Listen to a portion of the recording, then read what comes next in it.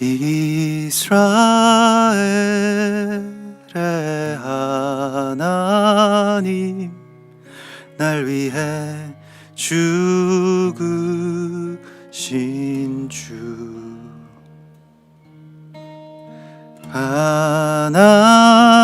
하나님의 어린 양, 예수 평강의 왕, 이스라엘의 하나님, 날 위해 죽으신 주,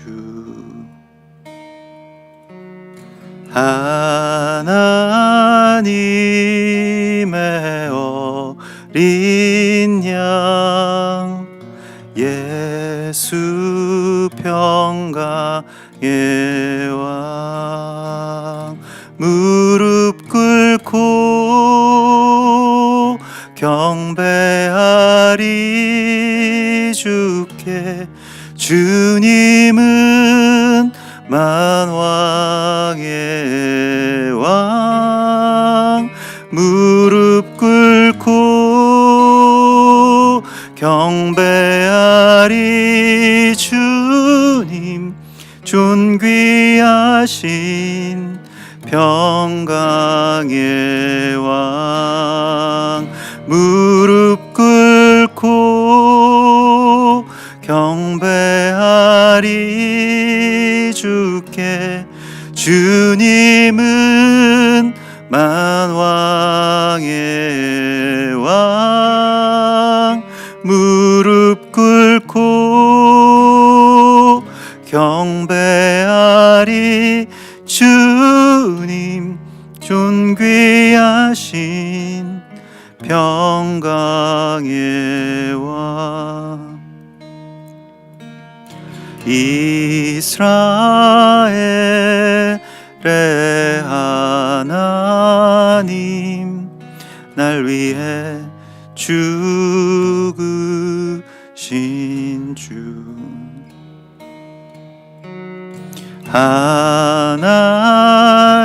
하나님의 어린 양, 예수 평강의 왕, 예수 평강의 왕, 예수 평강의 왕.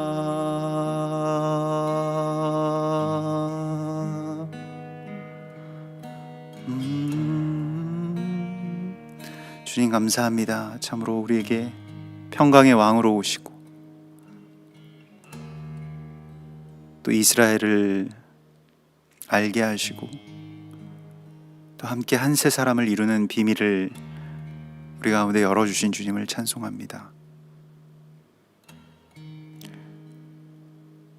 우리의 이 구원의 여정과 부르심 가운데 주님이 우리에게 오시고 또 우리와 함께 하시며 또 우리에게 약속을 유업을 이을 자들로 부르셨음을 믿사오니 주님의 말씀 안에 우리가 다시 거듭나게 하여 주시옵소서. 다시 새롭게 되어서 주님의 길을 온전히 따를 수 있도록 인도하여 주시옵소서. 주님을 찬송합니다. 함께 예배하고 있는 모든 믿음의 동역자들과 한 세 사람 교회의 지체들 가운데 역사하시고 지혜를 주셔서 우리가 마지막 때에 마땅히 행하여야 할 일들을 할 수 있도록 힘을 주시옵소서. 거룩하신 예수와 메시아의 이름으로 감사하며 기도드리옵나이다. 아멘. 오늘 하나님께서 우리에게 주시는 말씀은 창세기 21장 5절에서 34절까지의 말씀입니다. 오늘 창세기 21장 5절에서 34절의 말씀입니다.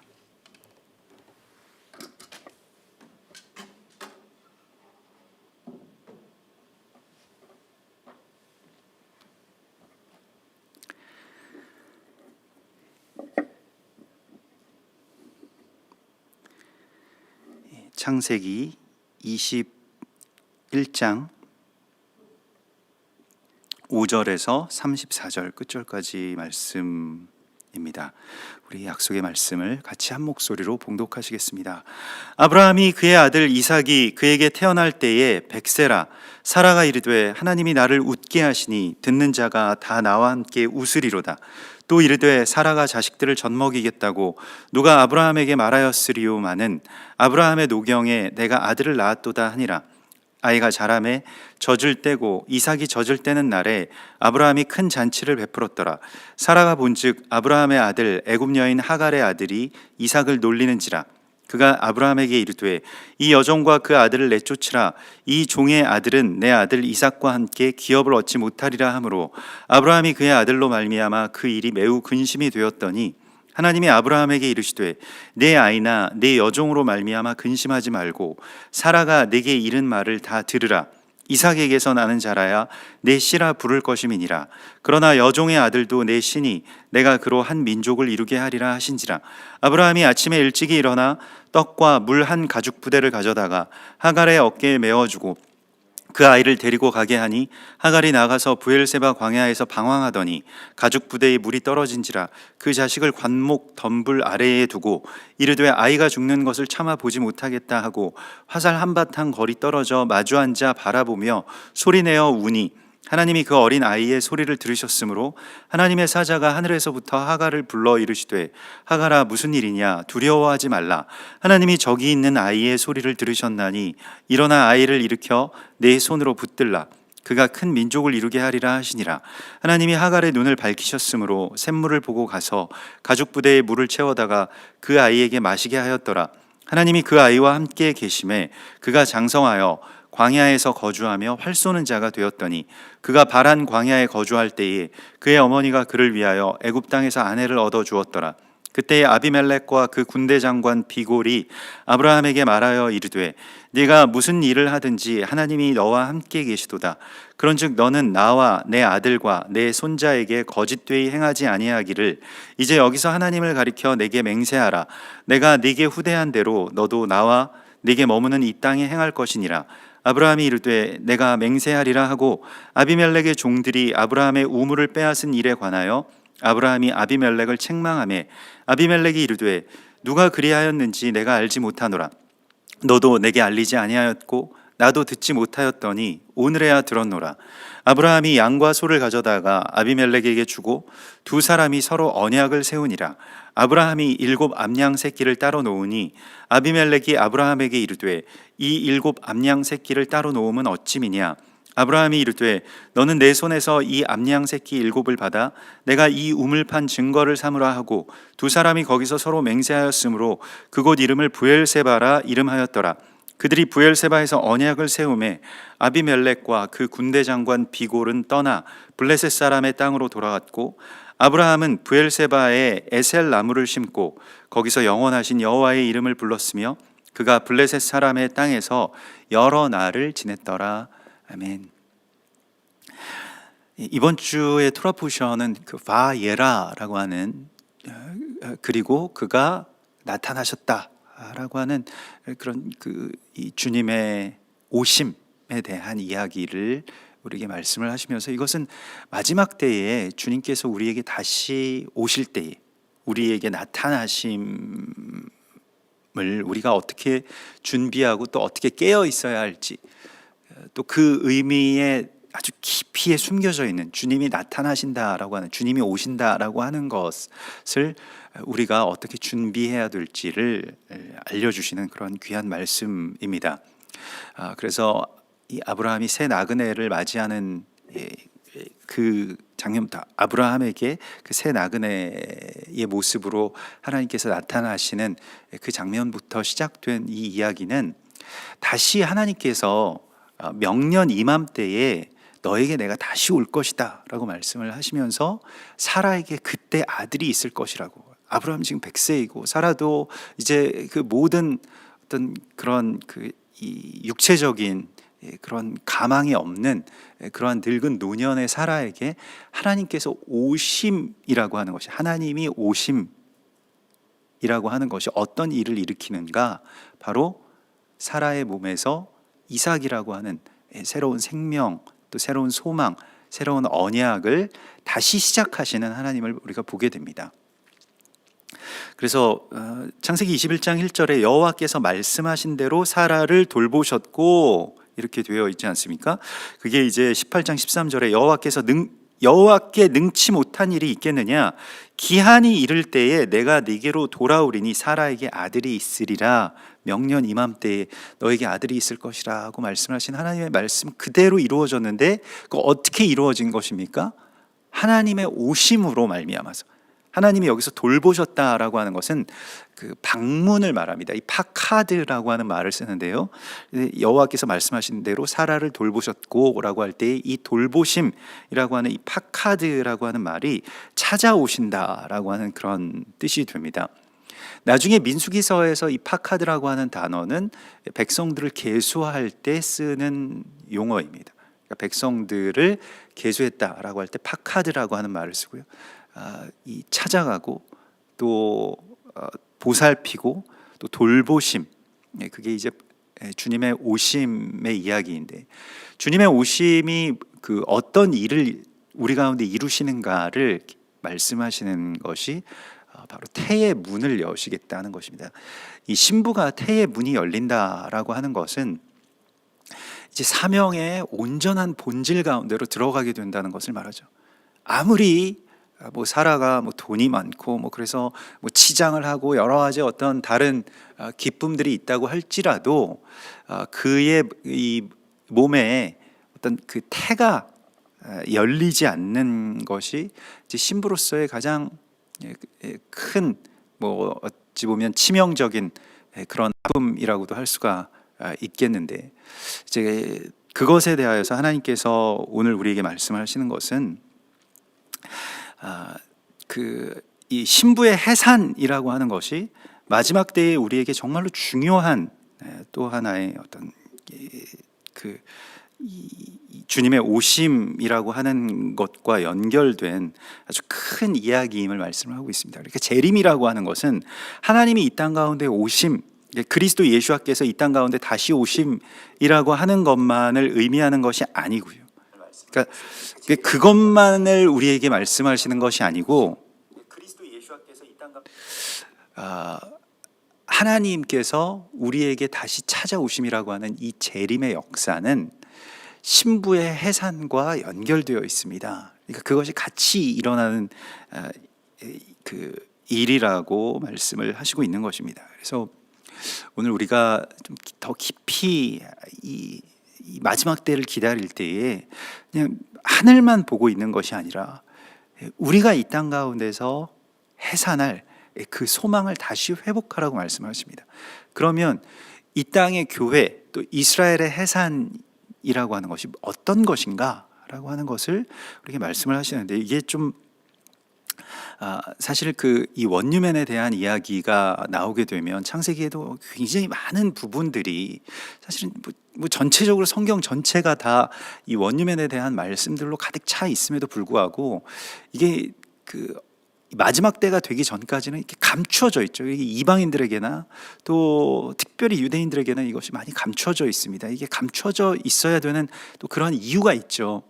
하나님의 때가 이르기 전까지, 이방인의 충만한 수가 차기 전까지 이제 이스라엘의 덜어는 우둔하게 되는 그런 일들이 있기 때문에 이걸 완전히 다 하나님께서 드러내지는 않으셨습니다만은, 또한 이 마지막 때를 준비하고 또 깨어 있어야 하는 그 신부들이 우리에게 하나님께서 이 말씀들을 열어주시죠. 그래서 열어주신 만큼만 우리가 알 수가 있는 것인데, 오늘 하나님의 오심이라고 하는 것이요, 주님의 재림과 관계된 이야기고, 이게 소돔과 고모라 사건과도 연결되어 있고요. 이게 심판과 또한 해산이 같이 이제 연결되어서 일어나는 그러한 일들을 우리가 보게 됩니다. 그런데 아브라함이 그 소돔과 고모라 땅의 멸망 때문이었을까요? 뭐 어떤 이유에서인지 이 자신이 살던 헤브론이라고 하는 그 좋은 땅을 떠나서 지금 블레셋 땅에서 여러 날 동안 그렇게 머물면서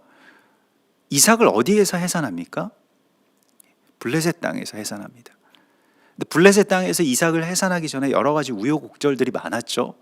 그 전에 애굽에서 있었던 또 그 이 전에 다른 곳에서 있었던 일이 다시 똑같이 일어났는데 그 땅의 이 왕이었던 이 아비멜렉에게 자기 아내 사라를 누이라고 속였다가 사라를 아비멜렉이 신부로 맞이하려고 데려가 버린 것이었습니다.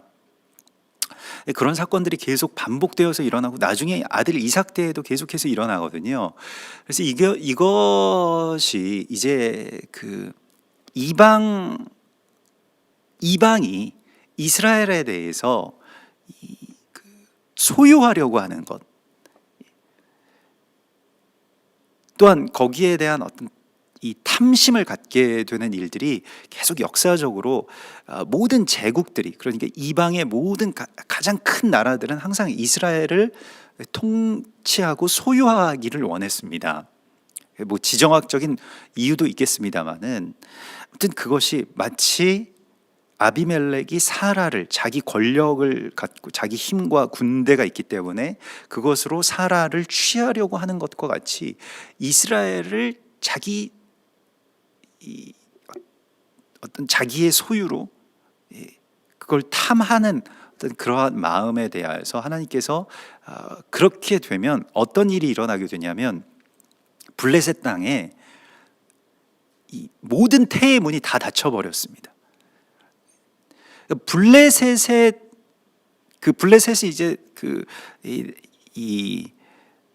헬라와 또 이 모든 어떤 그런 그 이방의 조상이 되는 그런 어떤 줄기에서 나온 그런 민족이라고 할 수가 있겠는데요. 아무튼 그 블레셋의 그 태의 문이 어떻게 열리게 되느냐? 그 신부를 제자리로 돌려보낼 때, 그냥 그 신부를 제자리로 돌려보낼 때 태의 문이 블레셋 사람들에게 열리게 되는 것이 이제 창세기 20장의 이 후반부에 나오는 말씀입니다. 그래서 이방의 회복, 열방의 충만함, 이러한 것이 어떻게 이루어지는가라고 하는 것에 대하여서 그 신부를 제자리로 돌려놓는 것을 말합니다. 그래서 이것은 이제 또한 온 열방에게 있어서 하나의 사명이죠. 이스라엘 백성들이 다시 본토로 돌아간다. 뭐 알리야라고 불리워지는 바로 그 일이죠. 근데 그것이 마치 신부를 제자리로 돌려보내는 것과 같은 그런 일인데, 이 일이 어떤 문을 여느냐? 태의 문을 연다는 것입니다.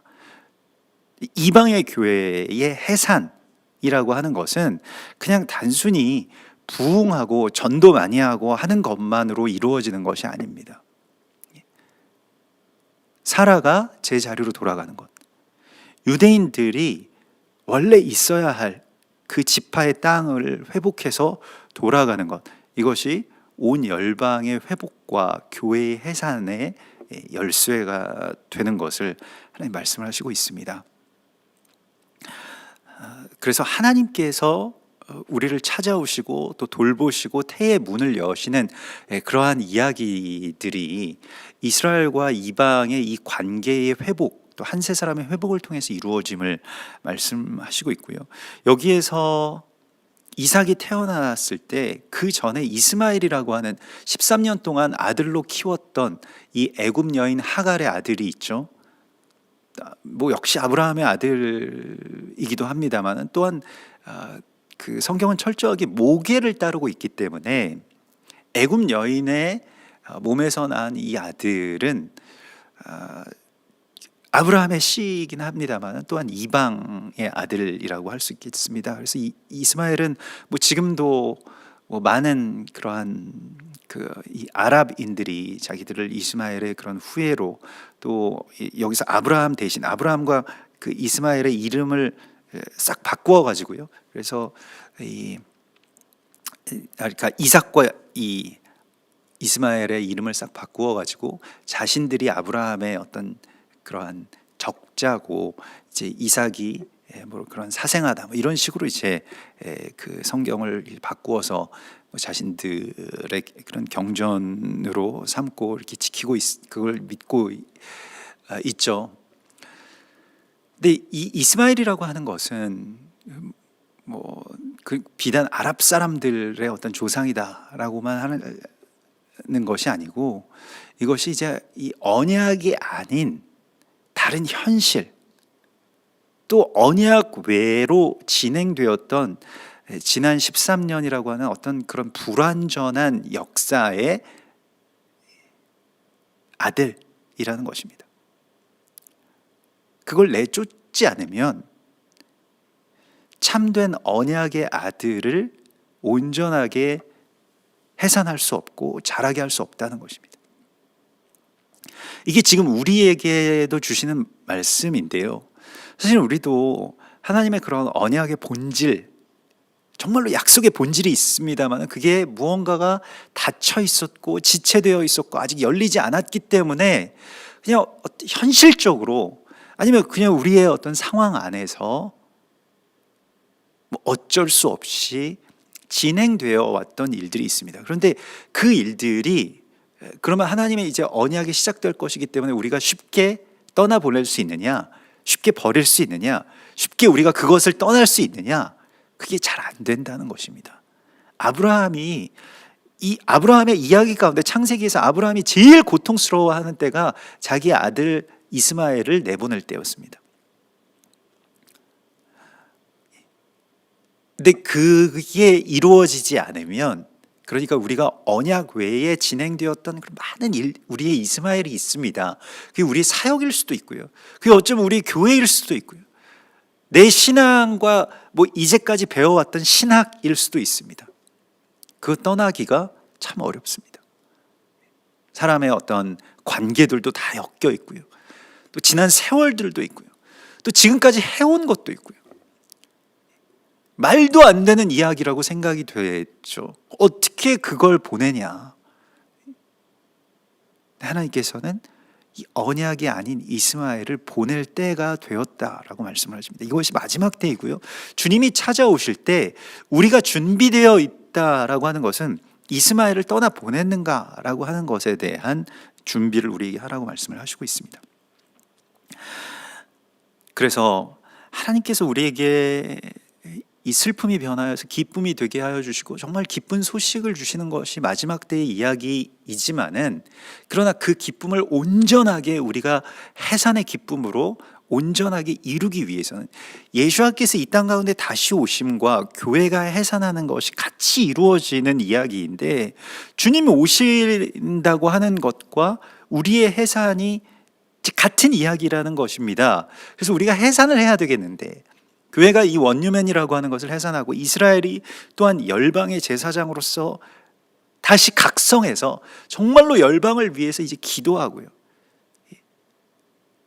그 땅에 대해서 그냥 아무런 책임도 없고 뭐 아무런 관계도 없다고 생각하는 그런 어떤 무책임한 제사장의 모습이 아닌, 롯과 같은 그런 모습이 아닌, 땅을 바라보면서 울부짖어서 기도하고 하나님 앞에 대신 회개하는 그 제사장의 회복을 통해서 이 열방이 충만함을 얻고 또 구원의 이 한 세 사람의 구원 가운까지 우리가 나아가게 되는 것과 마찬가지로, 오늘 하나님께서 우리에게 이 이방의 교회와 또한 이스라엘에게 주시는 이 말씀은 그 이전에 아주 그 오랫동안 너희가 길러왔던, 또 너희에게서 났던 그 언약 외에 사람의 일들을 다 버리라고 말씀을 하시고 있습니다.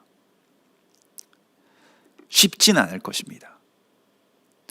우리가 뭐 이 한 세 사람의 길을 간다라고 할 때에도 뭐 대단한 것은 아니지만, 지금 뭐 돌이켜서 생각해 보면 뭐 왜 그거 뭐 그렇게 크게 대단한 것도 아니고 하나님의 어떤 그 지혜와 진리 안에서는 참 조악했던 것들, 또 아주 작고 그 놓으면 아무것도 아닌 것을 계속해서 붙잡아 왔고, 또 그거 놓으면 우리가 죽는다라고 생각을 했을까? 마치 조카 이 롯이 그 이 소할 땅을 막 그렇게 소원했던 것과 같이 마지막 때에 우리가 다시 회복해야 될 그 사명의 본질, 하나님의 이 언약의 씨에 대하여서 이것을 온전하게 이루라고 말씀을 하시고 있는 것입니다. 그래서 지금 하나님의 오심이라고 하는 것에 대해서 주님의 재림과 연결지어서 우리가 이 말씀들을 종말론적으로 보게 되면 결국에는 그렇게 또 이 이스마엘을 내보내야 어떤 일이 있습니까? 이스마엘에게 또 찾아오시는 그 하나님을 이스마엘과 하갈이 또 만나게 됩니다. 그래서 하갈과 이스마엘도 하나님의 어떤 또 다른 줄기의 언약이 있는 거예요. 그러하기 때문에 또 그들에게 하나님께서 시작하시는 하나님의 이야기가 이제 시작이 되고요. 그래서 이 이야기가 나중에 어떻게 어떤 일로 이제 마무리가 됩니까? 이게 지금 창세기 21장의 말씀을 기억하시는지 모르겠습니다만은 우리가 나팔절 지난 그 로시 하샤냐 때의 이 본문이 창세기 21장의 말씀이죠. 하나님께서 찾아오셨고 그래서 사라가 해산하게 되는 바로 그 이야기. 그게 새로운 시즌, 새로운 한 해가 열릴 때의 말씀이라는 것입니다. 그러면 이거 굉장히 큰 분기점인데 그때 다 연결지어서 우리가 생각을 해봅시다. 그때에 다시 아비멜렉이 찾아와서 그 블레셋 땅에 지금 블레셋 땅에서 이삭을 낳은 겁니다. 블레셋 땅에서 또 이스마엘을 내보낸 것이고요. 그 블레셋 땅의 왕이 찾아와서 아브라함과 언약을 맺습니다. 그 언약의 관계 가운데로 이제 들어가게 되죠. 그런 일들이 다 이루어졌을 때, 그래서 그 언약의 관계 안으로 들어가게 되었을 때에 아브라함이 그곳에서 7 암양 새끼를 따로 놓습니다. 이 7 암양 새끼라고 하는 것은 이제 7이라고 하는 숫자는 교회의 숫자이죠. 요한계시록에서도 보면 7 교회, 7 금초대, 뭐 이제 7이라고 하는 숫자가 이제 교회의 어떤 완성을 의미하게 되는데, 그런 그 교회와 또 이스라엘의 이 한 세 사람의 언약이 이루어지게 되는 장면을 보게 됩니다. 전에는 원수되었던 자들이죠. 막 아내를 빼앗아 가고 또 그것 때문에 그 일 때문에 오히려 이 왕과 그의 백성들이 큰 고통을 겪게 되고요. 그런 것들이 이제 다 지나가고 아비멜렉이 깨닫게 된 것이 있었습니다. 아브라함을 통해서 하나님께서 역사하시는구나. 아브라함의 복의 근원이구나, 통로이구나. 그래서 아브라함의 언약이 지금 성취되죠. 너를 축복하는 자에게는 내가 복을 내리고 너를 저주하는 자에게는 내가 저주하리니 땅의 모든 족속이 너로 말미암아 복을 얻을 것이니라. 이게 이제 이스라엘, 그 제사장 된 이스라엘과 온 열방의 관계임을 하나님 말씀을 하십니다. 그래서 이스라엘 축복하면 우리가 복을 받게 된다는 것이. 또 이스라엘이 우리를 위해서 기도하면 우리가 죄사함을 또 얻게 되고요. 근데 그 정말 중요한, 어찌 보면 가장 중요한, 이 세상에서의 관계 가운데서 가장 중요한 관계가 파괴되어 있죠. 이게 파괴되면 이제 하늘에서부터 내려오는 복을 온 세상이 받지 못하게 되기 때문에 피조물들이 다 함께 탄식하면서 죽어가게 되어 있습니다. 이 대적이 하는 일이고요. 그래서 이 원유맨을 이룬다, 또 원유맨에 대한 메시지를 이렇게 선포하고 또 실제로 원유맨에 대해서 나아가는 것에 대해서 얼마나 대적에 많은 분노가 있습니까? 방해가 있고요, 또 공격이 있고요. 이것만 막으려고 어떻게든 애를 써온 그 일들이 수포로 돌아가는 것이기 때문에 이 원유맨에 대해서는 참 많은 어떤 그러한 또 공격도 있습니다만은 하나님께서 이걸 다 지켜주시고 또 마침내는 성취하시는 그런 모습을 우리가 이 안에서 보게 되죠. 시편 122편 6절에서도 예루살렘을 위하여 평안을 구하라, 예루살렘을 사랑하는 자는 형통하리로다, 이렇게 말씀을 하십니다. 그래서 우리가 이 원유맨적인 관점에서 이 말씀들을 보게 되면 결국 이 로마서 11장 15절에서도 이스라엘에 대해서 그들을 버리는 것이 세상의 화목이 되거든 그들을 받아들이는 것이 죽은 자가 살아나는 것이 아니면 무엇이리요. 이걸 좀 헬라어로 정확하게 직역을 하면 그 죽은 자가 살아나는 것, 여기서 그라고 하는 어떤 일종의 정관사가 이렇게 붙어 있는데 그게 바로 예수와의 다시 오심, 그러니까 이 부활과 재림에 관련된 아주 이 언약의 말씀의 키가 그들을 우리 이방이 받아들이는 것이요.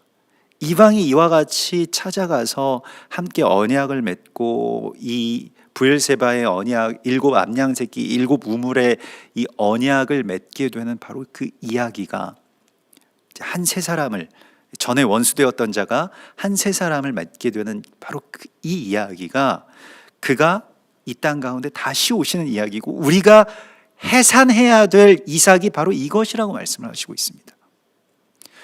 우리는 이스마엘을 아마 해산해서 잘 키우고 있었을 것입니다. 그게 어쩌면 그냥 우리의 어떤 부국 강성일 수도 있겠고요, 교회의 소위 말하는 부흥일 수도 있겠고요, 많은 모양의 이스마엘이 있었을 것입니다. 그러나 이스라엘이 우리의 언약이라고 하나님께서 말씀을 하십니다.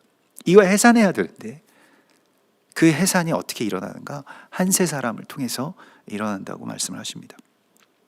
제사하는 처음 익은 곡식가루가 거룩한즉 떡덩이도 그러하고 뿌리가 거룩한즉 가지도 그러하니라.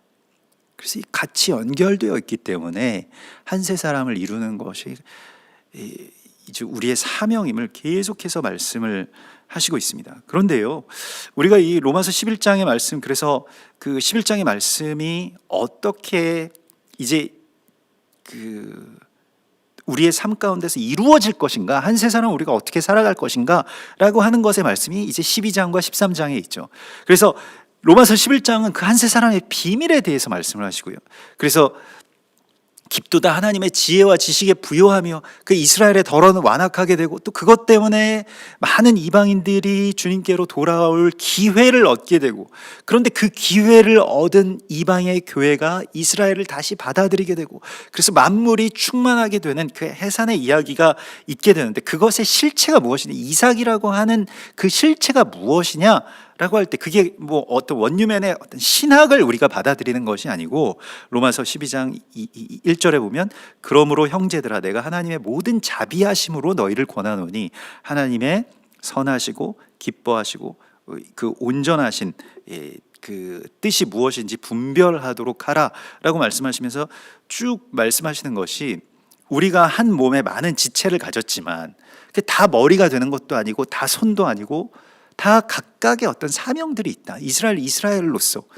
장자됨, 또 머리됨, 또 제사장됨의 사명이 있는 것이고, 또 우리는 손의 역할이 있는 것이고, 또 땅끝의 백성으로서의 사명이 있다. 그러니까 이와 같이 우리가 한 몸이기 때문에 이 원바디, 원뉴맨, 이 한 몸의 어떤 지체의 분수를 따라서 각각 자기에게 주신 은사와 부르심을 따라서 서로를 위해서 봉사하고 성실하게 그렇게 베풀고 즐거움으로 하라라고 말씀을 하시면서, 형제를 사랑하여 서로 우애하며 존경하기를 서로 먼저 하고, 형제를 존경한다라고 하는 것은 그 성경에서 말씀하시면 그냥 지나가는 말씀입니다만, 실제로 우리가 우리의 형제를 존경한다라고 하는 것이 참 우리도 이게 자식들을 보면 우리 스스로도 마찬가지고요, 형제에 대해서 이렇게 존경을 품는다는 것이 상당히 어려운 일이라고 하는 것을 알죠. 오히려 다 무시하고 이렇게 폄하하는 단점을 많이 보기 때문에요. 마찬가지로 형제에 대해서 존경하라고 말씀을 하시고요, 사랑하는 것을 넘어서서 또 존경하라, 이스라엘에 대해서도요.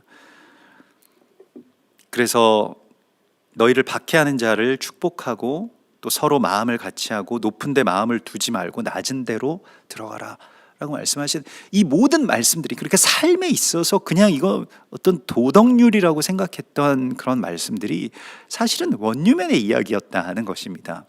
우리가 낮은 곳으로 내려가고 또 형제를 존경하고 봉사하고, 이 모든 것들이요, 지극히 작은 것 가운데서 원유맨을 이루는 그러한 삶의 성취를 하나님께서 말씀하시고 있습니다. 주님이 오늘 우리에게 오셨습니다. 그리고 주님이 우리에게 오셔서 이삭이라고 하는 그 언약의 씨를 잉태하고 해산하도록 돌보십니다.